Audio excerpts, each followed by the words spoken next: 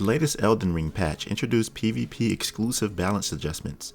For this specifically, the poise damage increase of dual weapon attacks with fists. This helped me create an insane method to using the poison hand effectively in PvP, because PvE gets easier the more you play it. You eventually memorize the boss's movesets, then it becomes a cakewalk. So, I feel that PvP is truly a test. You'll never get the same experience and players will always mix things up. That being said, I literally went on a tear by strategically dismantling any other player who tried. Once again, I've made a hybrid build, but this is one of the best. Its purpose is to inflict poison from a distance. This effectively solves the problem of poison status being underwhelming, because this strategy is so good. It also pisses your opponents off so much, then prompts them to aggressively rush you, ignorant to the fact that you have an unpleasant surprise waiting for them. I use a Smith's Script Dagger's throwing weapon to do this, and with a piercing throw Ash of War using poison affinity. The dexterity scaling is at a B. I have 55 dexterity, and this gives me great damage. These daggers are a tool to use in order to control the fight more than anything. Now, you can use a keen affinity, and it will be S tier scaling easy, but you'll miss out on the autonomous poison damage dealt over time with poison. Plus, the damage is not that much more of an increase to care, because with the talismans I use, the evading and annoying your opponent will completely work in your favor. Using the retaliatory cross T, I'm able to deal 17% extra damage every time I perform a roll or backstep before attacking. By the way, I believe this only works with light and heavy attacks, not skills, but pairing that with the smithing talisman gives you even more damage for throwing weapons.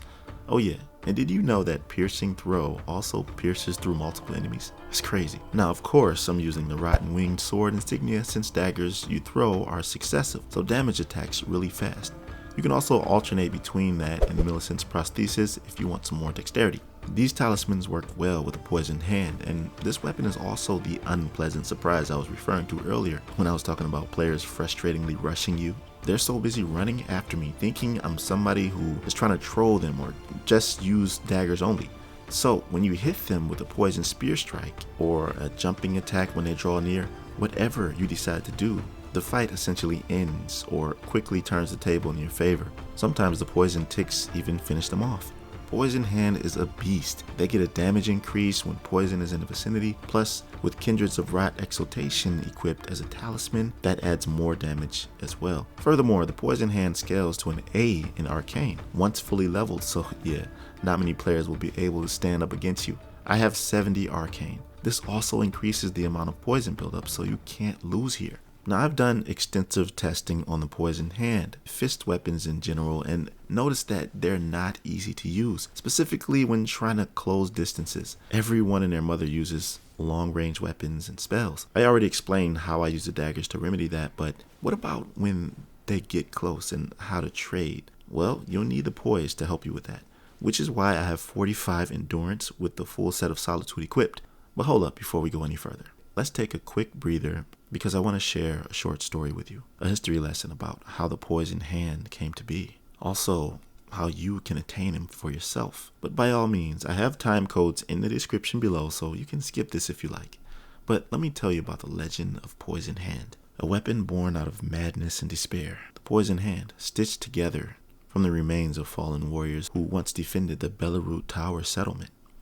In the dark days of the settlement's final stand, as the forces of decay closed in, a deranged alchemist named Seraphis sought to create a weapon that could turn the tide, but his methods were far from noble. Seraphis, driven by desperation and a twisted sense of duty, began gathering the bodies of slain warriors from the battlefield. These were not just any warriors, they were the bravest, those who had fought until their last breath to protect the settlement. Seraphis believed that by using the flesh and sinew of these fallen heroes, he could create a weapon imbued with their strength and resolve. So in the depths of the settlement sewers, far from the light of day, Seraphis went to work. He stitched together the skin, muscles, and bones of the fallen, binding them with dark magic and toxic waters that seeped through the walls of the cursed gravesite plane. The result was the Poison Hand, a gauntlet of rotting flesh pulsing with a malevolent energy and with a poison so potent it could kill with a single touch. The gauntlet's creation, however, came at a terrible cost. The souls of the fallen warriors, unable to find peace, were trapped within the weapon, their anguish and rage fueling its deadly power. The poison hand became a cursed item, no doubt, a tool of death that brought madness to all who wielded it. And as the curse of the poison hand spread, the Belleroot Tower settlement fell into chaos. The warriors who wielded the gauntlet found themselves consumed by the rage and pain of the souls within it, turning their comrades and ultimately bringing about the settlement's downfall.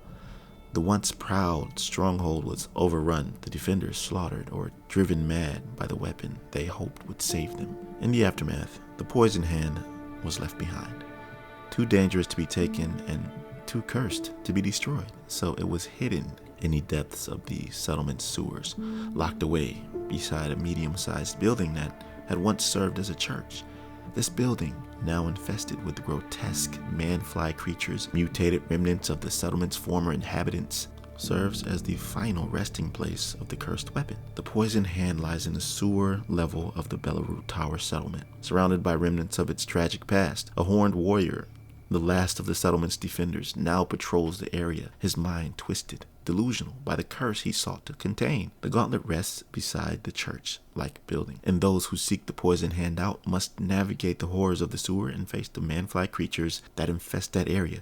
But be warned, the weapon carries with it the curse of the souls it was stitched from, and those who take up the gauntlet may find themselves walking the same path of madness and ruin that claimed the Belleroot Tower settlement. Now, about the madness combination with the poison hand that I kind of teased in the thumbnail, I just have to share a little side note about that. The Mading hand, in theory, pairing it with the poison hand seems like a match made in heaven. Two cursed weapons, each with its own devastating power. But after some extensive testing, I gotta be honest, it didn't quite pan out the way I imagined. The Mading hand, with its scaling in intelligence, dexterity, strength, and faith, just spread my stats too thin. I was torn between which fist weapon to use as the dominant one, and trying to seamlessly switch between proccing poison and using the Mading hand was, let's say, a bit chaotic. The idea was cool though, grabbing enemies, draining their life with inescapable frenzy, and finishing them off up close. But in practice, it didn't come together. But hey, that's the fun of theory crafting, right? Sometimes you hit gold and sometimes you find out there's such a thing as too much of a good thing. The poison hand, however, proved itself as a beast on its own. It's a hybrid masterpiece, especially with the setup. So ultimately I decided to simplify this and go with the poison hand only. And as I said before, with the latest Elden Ring patch from software, increased PvP poise damage of dual-wielded attacks for the fist weapons. So this got me thinking, because not realizing until later on the poison hand scales to an A in Arcane, the poison buildup is at 129. So you'll instantly inflict people with poison, especially when using the poison spearhand strike. Now I know what you're thinking. This move is slow and easy to counter. Well, not with this build. You see, I took some notes from my previous stone build with the golden fist and realized that poise is my friend here. Uninterrupted attacks is key to exchanges, which is why I'm using the full Armor of Solitude set, one of the best in the game for this. And the 60 vigor I have reinforces it even more. Using the Armor of Solitude increases your poise to help you sustain when exchanging attacks. With that, you'll need endurance to do both without fat rolling. I found that 45 allows me to achieve both, and using the Bull Goat Talisman will increase your poise even more, but with this playstyle you're not going to exchange enough to need it really. This build is more so about controlling the fight, and only exchanging when necessary.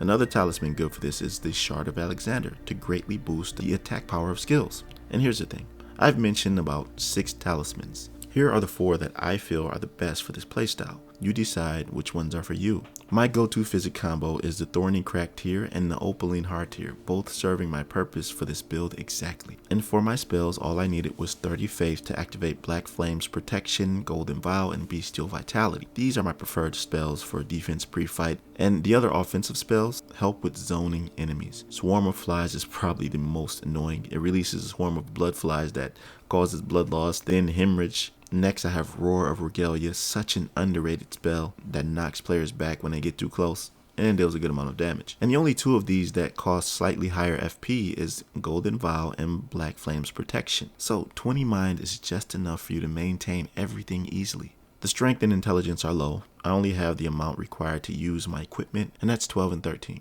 I think that covers everything, and I hope this will inspire players to use poison hand or just fist weapons in general, because they're very strong and highly overlooked. Let me know what you think about this down below. I really want to know. Also, This reminds me, now I have two builds with fist weapons, the poison hand and the matting hand. That's called irascible, and in that I go over advantages it offers that not many other builds can. So don't hesitate to like this one and subscribe to my channel if you feel inclined. I'll see you in the next one. Be right out.